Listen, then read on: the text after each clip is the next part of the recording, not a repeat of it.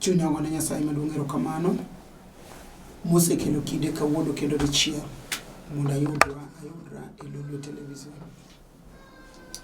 Yiena walem eka dhi nyime kod wach madwaro mondo awachi maro maler omiya. Nyasaye maduong' man gi teko e nying Yesu Kristo ma Nazareth, wachiwore lweti kaka loni lweti jachwech. Injili ni nie lweti, jawinjo nie lweti, an ma an giri mar tich be an e lweti. Itimoni madongo e nying Wuodi maler Yesu. Amen. Agoyo ne Nyasaye maduong' erokamano. Awinjo e chunya ni mondo wasom kodi muma mwadwa somo kodi wuok e Zaburi 44 matindo 4 kadhi piny. Kachien wabiro lamo Nyasaye mowinjore gi lamo. Zaburi 44 matindo 4 kadhi piny. Kapok asomo muma, an kod osiepna moro ma yendo penja muma moro mane asomo mar goro ne wasigu. En Isaya 14 matindo 4 kadhi piny. Masomo sani en Zaburi 44 matindo 4 kadhi piny. Wacho kama, som koda mondo wadhi. In e Ruodha kendo Nyasacha, imiyo jogi ma nyikwa Jakobo locho. Waloyo wasikwa gi tekoni, kendo wanyono joma kedo kodwa nikech in. Awach ne brosomes mos kaito walemo, apako duong' mar Jehova ma Nyasachwa. Andika masomo wacho niya, ni in e Ruodha kendo Nyasacha. Adwaro mondo ifweny e chunyi ni wan gi Nyasaye ma Nyasachwa, to Nyasachwa no en Ruoth. Ok en Ruodha kenda, to en Ruodhwa duto. Andika wacho, imiyo jogi ma nyikwa Jakobo locho. Wan gi ji kata sama antieni mosetomo mondo yud loch to tamore. Gisekedo gi wasigu to kinde magirumo. Piny osenyono gi piny. Piny osedwanyo gi. Piny osenyiero gi. Wasigu gosigo kuom gi. Go nyaka segalagala. Nikech onge kuma giyude konyruok. To muma wacho ni imiyo jogi ma nyikwa Jakobo locho.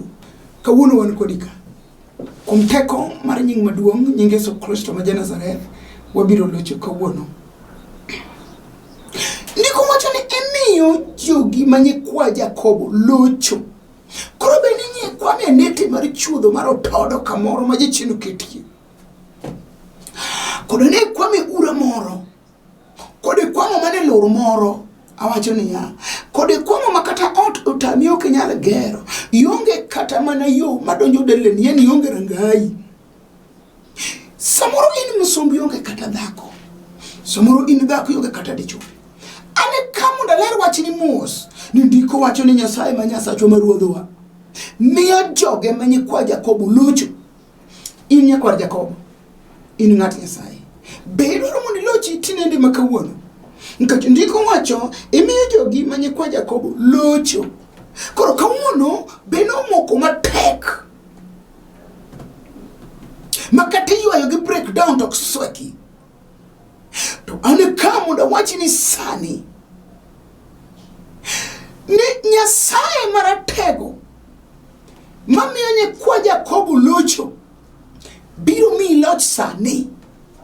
Nikech loch ni loch Jehova Nyasaye. Kata tiche mutami. To Nyasaye mamiyo joge ma nyikwa Jakobo locho. Biro mi locho kawuono. Nikanang'o nikech en man gi loch. Kode neno ka nitiere chunyi moro ma in ng'ata ok dwari. To Nyasaye ma Nyasachi ma Ruodhi mamiyo joge ma nyikwa Jakobo locho. Biro mi loch kawuono. Kendo chunje mag rejection mamiyo ok dwari go. Ema Nyasaye ma yalo sani biro wuoyo dafraf. Biro wuoyo matindo. Obiro keyo gi nikech ondiki. Asto nyaka joma nyok dwari ka biro bedo siepigi. An kod nyara moro eno moja ka Nairobi ka. To nyara ni endo biro ira mondo alamne. In mimi nyamarachi ng'wonona to wachi ne nyaka wachi nikech muma wacho ni nyaka watem neno kuom gik madongo ma Nyasaye osetimo. To sama no biro no to kona en gotel to tene ni onge joma donje. To Ukarima fake. Pesa mo unge go wilo ne ngati ni. Uchiemo. Manga no ngado pesa mo wilo ne. Kodhi otas. Utende ni ngado chiemo toko chule. Kuro winja kayalo. Kaka kura yalo mi winja. Tomanya. To biro. Ami direction to biro. Nuwa guyo kode mi walamo ne Nyasaye. Mawa biro lamu kudisani. Kodok. To wacho ni gimote morene ni poko neno. Dhano biro nyaka joma nyocho kuwo kode. Utingo customers kelo. Main mesa ne pongo yodo pesa. Gima nyocho kutimire no dugo kodugo goiro kamano ni aneno Nyasaye. Muma wacho ni Nyasaye menye kwa joka Jakobo majoge locho. Ano kangeyo kamimoke. Okangeyo kamekwame. Yana kia chandrugi. Akia piwangi machueno se chuer kinde maromo nade. Akia paro mopongi ma omiyo kinyalo locho. Ndiko wacho imiyo jogi manyikwa Jakobo locho. Nyasaye ema miyo jogi manyikwa Jakobo locho. Adoni winji ni in mari Nyasaye. Nyasaye doni lochi sani. Nikech Nyasaye okelo dhano madoriambi. Ko wacho no miyo joge manyikwa Jakobo locho. To in achiel kuom nyikwa Jakobo kori locho sani. Nikech in nyakwar Jakobo. In nyathi Nyasaye. Nikech ondiki no imiyo jogi manyikwa Jakobo locho. Awacho ni kata kanitie jal moro manyo rado kodi kedo kodi. So moro ngini ji mang'eny kedo kodi jomoko ke piny. Idhi ka juo ke piny. Kuyudi to nyiro kodi malake ni oko tenya kama gol. Karu wuondi osedhi ni ke piny ka juo ke onyiri ni ke chonge gimotimo ni. Tandika wacho ni Nyasaye mawani joge miyo walocho. Koro kata kawuono wabiro locho. Awacho ni adiera maro maler ni nyaki lochi. Koro beri mokwamo mapoko tingo nyathi ibiro locho kawuono. Uberi nyako majegi 37 mapoko nyuom kawuono ibiro locho. Uberi chuo ma onge dhako ibiro locho. Uberi nyathi ma ok nyal somo ubiro locho. Uberi tich motamore ibiro locho nikech muma wacho ni Nyasaye miyo joge manyikwa Jakobo locho. An gima temo tangaza ni Nyasaye nyalo keto mondo walochi. To kawuono ni kuom remo manuchwere msalaba Kalvari wabiro locho nikech teko mar nying Nyasaye maduong'. Teko ma Yesu nochiergo wuok e dier jomotho. Teko ma Yesu nogoge Eloi laba sabathiani. Teko ma Yesu Kristo no landogo hali hatari na msalaba ne utieko duto. Ibiro locho sani. Winja maler. Ni kata bed ni laro kodi lo. Wan gi jal mabiro miyo nyikwa Jakobo locho. Ibiro locho. Kile moko jasigu no biro dalana. Maja chieno vamie ji morwako ji gi mask. Maji obiro dalana gi polise. Kagima anjako to mwandu na. Nyasaye no semiya kukalo kumpi wanga.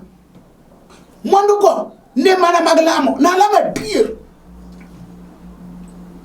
Nyasaye uyo koda wang kod wang. Kako chako miya mwandu go. Ekaja chien maja jok ma irach.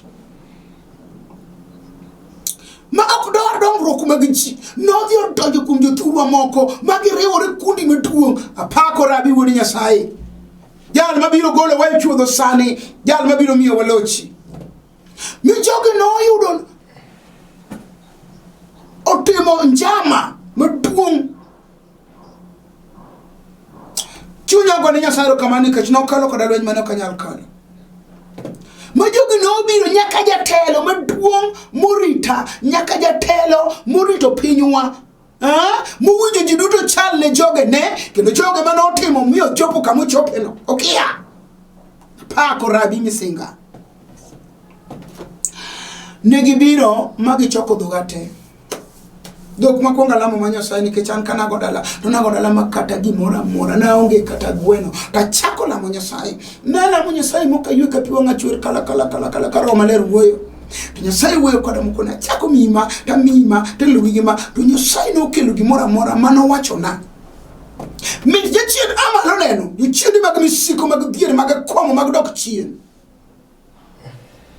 no dhier oji kundi poda penjo Nyasaye nyaka kawuono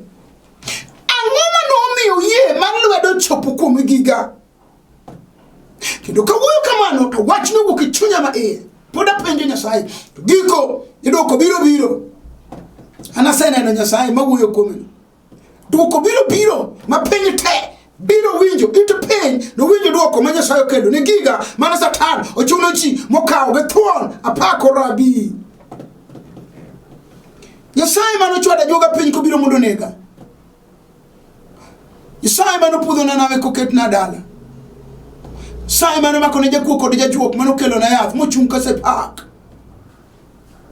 Nyasaye mano wuoyo koda no rito dala na go inga mar mach kod jolweny ma jidh farese koidho faras giro loro dala wach ni poda penjo Nyasaye to ruoth nochakore nang'o kimiya gimonyiso gima notimore ne kacha kia to giko ni doko biro ndiko wacho ni Nyasaye ni ine miyo jogi manye kwa Jakobo locho doko biro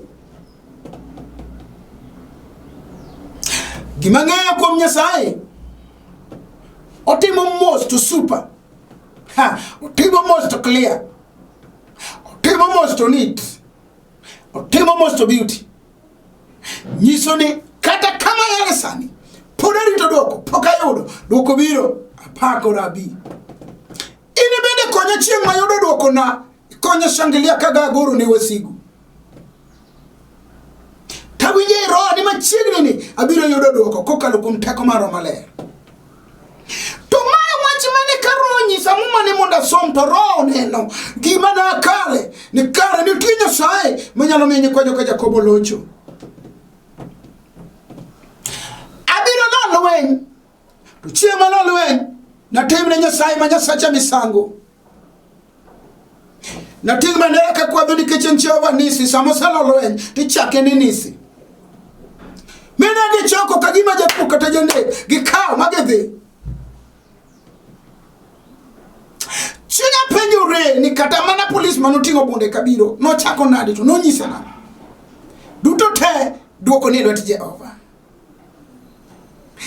duoko ni lwet wuon polo gi piny to mama miyo kama mwacho ne imiyo jogi manye kwa Jakobo locho wala wasikwa gi teko ni koro Nyasaye biro mi loch sani tibiro locho gi teko Nyasaye ok teko ni ng'eyo ni sombi pesa ni ok mi lochi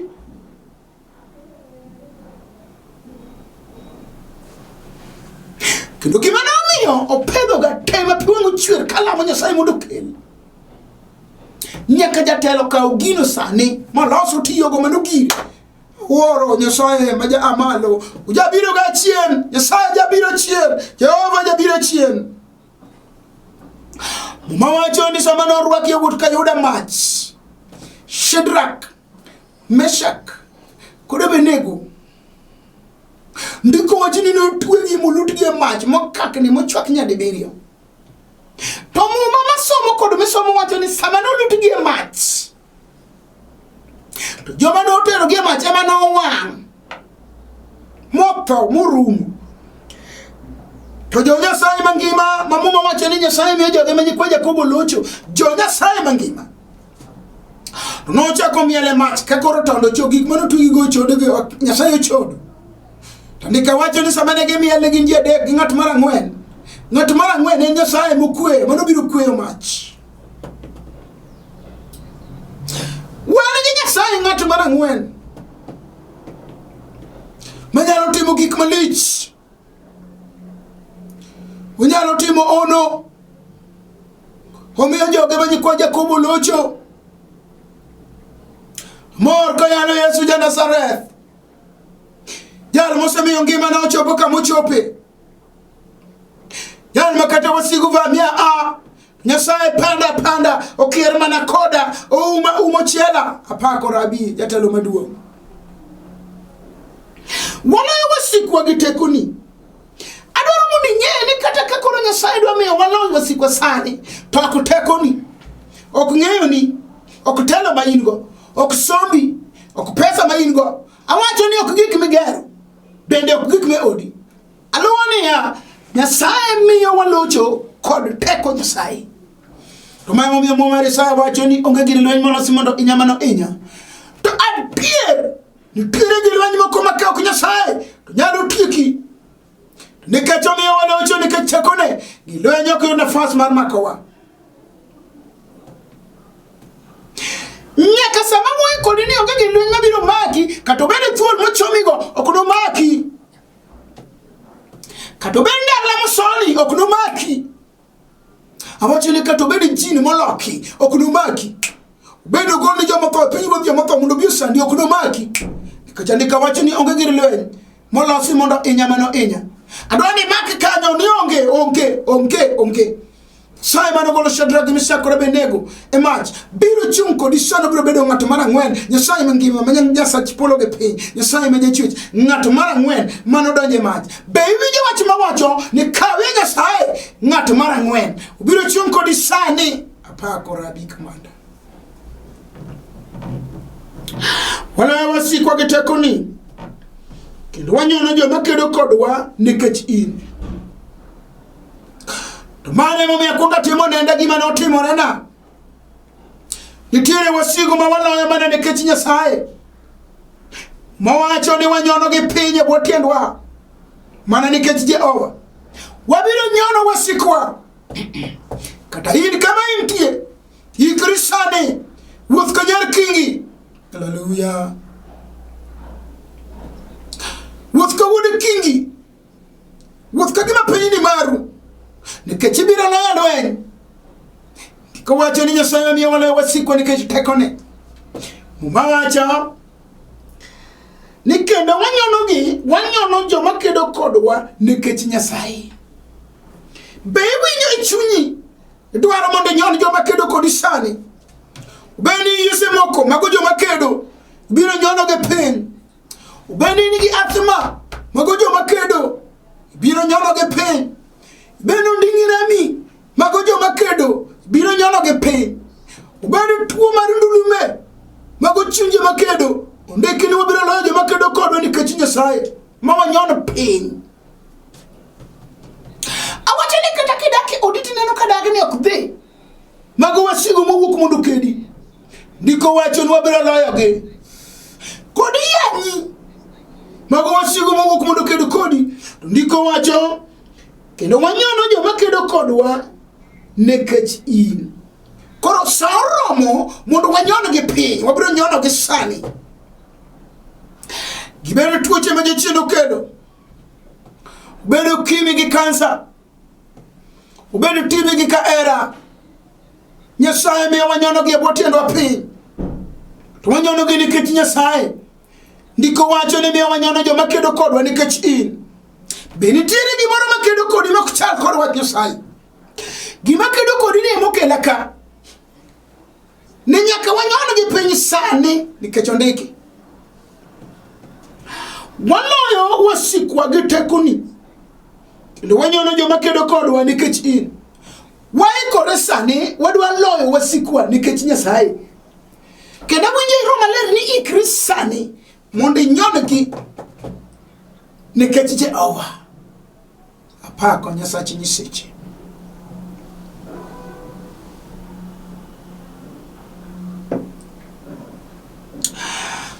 Kane tiere wach moro masandi. To ruoth okela kama na wachni. Ni wasikwa ok chak chunge nyimwa kendo. Wasiku manyonyono ni piny makati gedo ok sweki.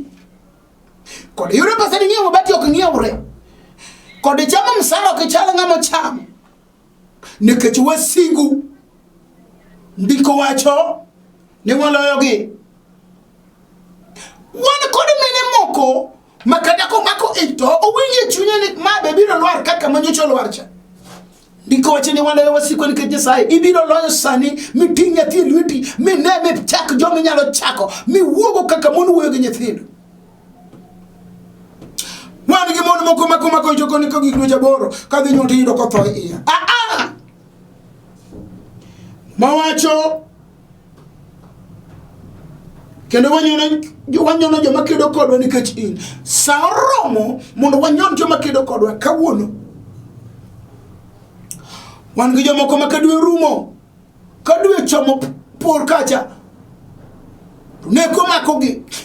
Awacho ni kum teko maro maler ok ni chaki bedi janeko kendo.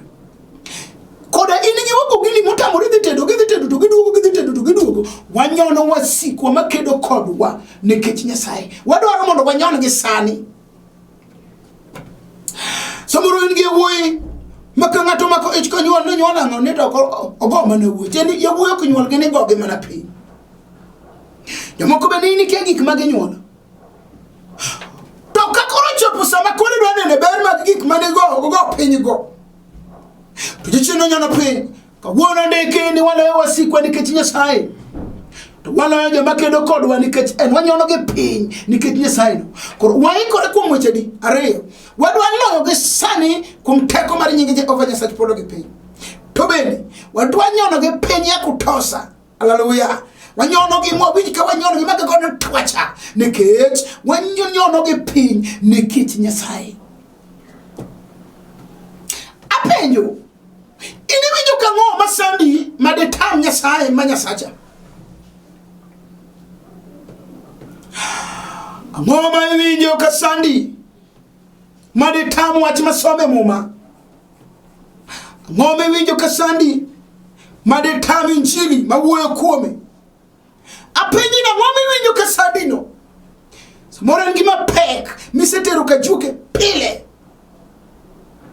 pesa ndio sasa ya kutosa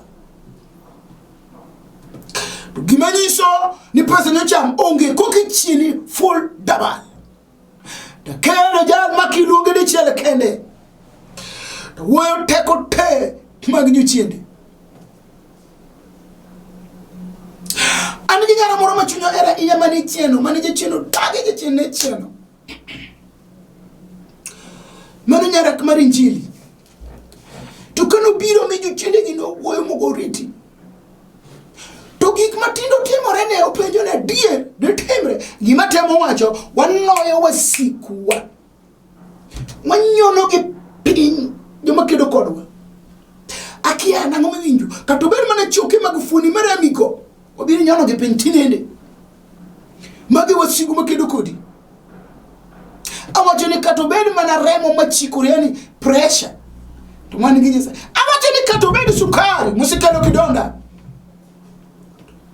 Gwani gi Nyasaye mondo ikini wabiro nyono piny joma kedo kodwa sukari sikedo kodi gini mepo to kawuono wane ka mondo wanyone piny kuom nying Yesu Kristo ma Nazareth nikech osekedo kodi to ndiko wacho ni wanyono joma kedo kodwa piny nikech Nyasaye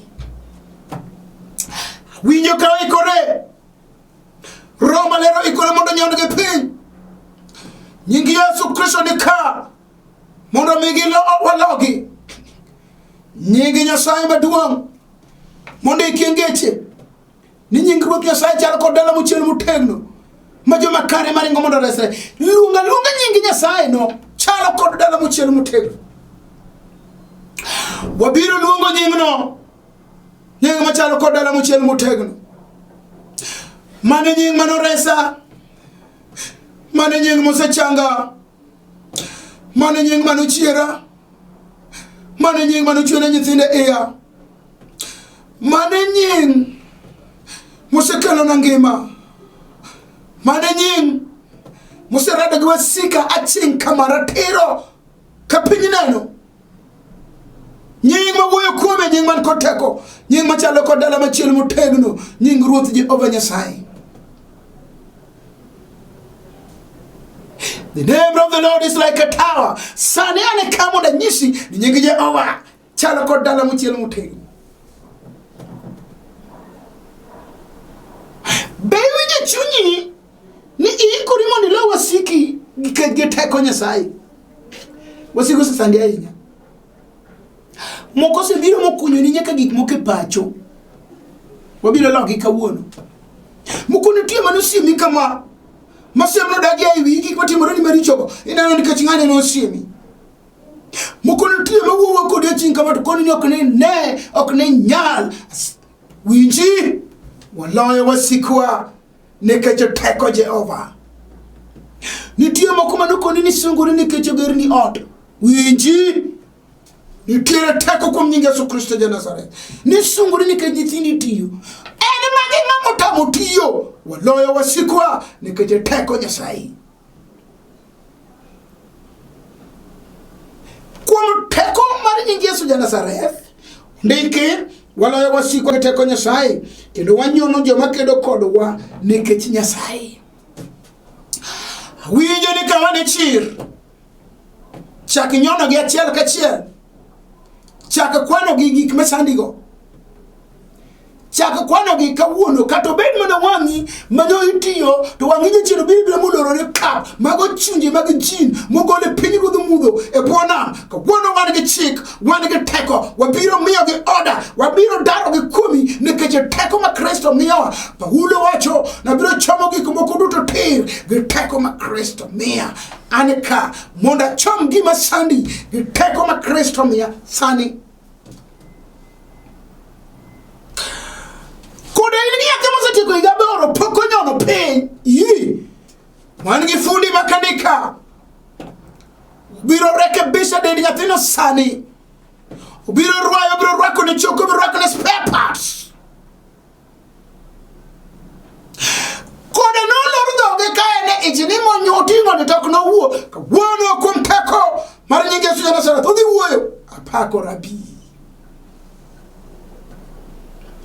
Kodi bene ngama komako ito niko penye ne yange kawuono waloro pala kuom nying Yesu ma ja Nazareth nikech walayo wasikwa nikech Jehova. Mawacho ni wanyono gi piny kendo wanyono joma kedo kodwa nikech in wanyono chunje mag person te mag mon makanyuol te yango akwiri jochien maketa lama kuom mon a chiki nying Yesu Kristo kawuono waloyi yonge kod karda kuom dhagi Nyasaye. Mawacho ni Nyasaye mochano gik mabeyo ok gik maricho. Koro gik ma iketo ni sikia ngiki nyuolo nyithindo gi mago ok dwaro mar Nyasaye waloro gi sani kuom remo manochwere msalaba Kalvari. Yiene mondo walem kodi apako Nyasaye maduong'. Chunya odendi Nyasachi nyiseche, chunya opuoyi kendo dhiali, chunya nogoni erokamano. Wach mayalo en wach ma ini mani miya mija winjo ma ywak no momako TV no mogore piny no momulo kamarame no machandro koromono Nyasaye kal kode inyisri ne jigi beduogo yudo duogo nikech ondiki ni waloyo wasikwa nikech in wanyono joma kedo kodwa nikech in Ruoth koro kednwa e nying Wuodi Maler Yesu. An mawuoyo kodi an anere ambewa achikara chunyo ka uma skul kandiege awuok e piny enonyuola e piny mar Asembo Kanyekela kamoro nwadar thuro wadhi Ndhewa kamoro Rangenya skul. An nyar jaduong' manosenindo Rufus Agola Boy. An jal ma Yesu Kristo nowaro ajane ni Yesu Kristo jawaro. Ibi namba na iro wuoko piny kanyo namba na no go adak Nairobi ka kamiluongo ni Obama Estate Kagundo Road King Town tikao namba 39 bi mondo waradi kodi kanyo kuom nying Yesu Kristo. Ayie ne Nyasacha dhi timo gimoro ma ono nikech ang'eyo kako chaloga, ang'eyo gima an kod Nyasaye duong' kod pak odog ni Yesu Kristo msalaba Kalvari. Nying Nyasaye mondo yud duong' e nying Yesu Kristo ma ja Nazareth. Amen.